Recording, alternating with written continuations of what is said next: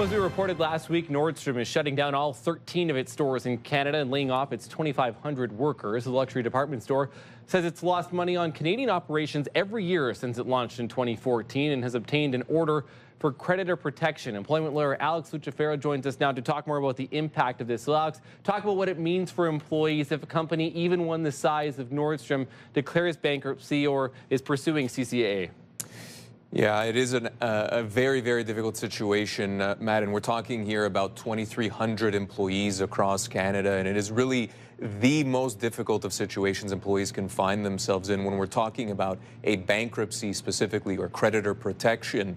These employees, once their time with Nordstrom comes to an end, their severance entitlements are going to be minimal, if anything at all. And again, that's a terrible situation for any employee to be in, certainly in a mass layoff like this. The reason why, Matt, is because ultimately these employees are considered unsecured creditors. In other words, they're going to have to get in line with everyone else and try and get cents on the dollar for any amounts owing to them behind the big banks, behind anything Nordstrom might owe CRA and the government, and that is going to leave them with really, again, very little in terms of severance, if anything at all. Is that just because, Alex, of how it's set up? Because Nordstrom isn't just a Canadian brand. It's just because of how the business is set up that their employees are going to end up in this unfortunate position?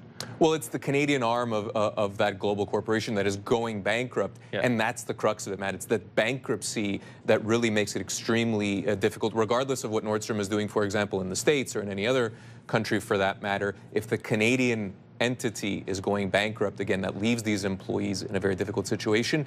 It's, as opposed to, Matt, for example, an employer that is simply shutting up shop, closing its business or winding down its business. In those kinds of cases, if we're not dealing with a bankruptcy, then those employees would still be certainly owed severance based on their age, their position, their years of service in the ordinary course of matters. But again, it's the bankruptcy that really is the nail in the coffin, so to speak. And again, just to be clear too about enormous business closure. So even if a smaller business goes bankrupt, it would still be in the same position if they're filing for creditor protection like Nordstrom employees are in right now. It's exactly right. However big or small the employer is, the corporation is, it's the bankruptcy that really is problematic. Again, whether you're a big or small or medium-sized business, if you're simply ceasing operations and not going bankrupt, you are definitely going to be owed severance in the ordinary course of things.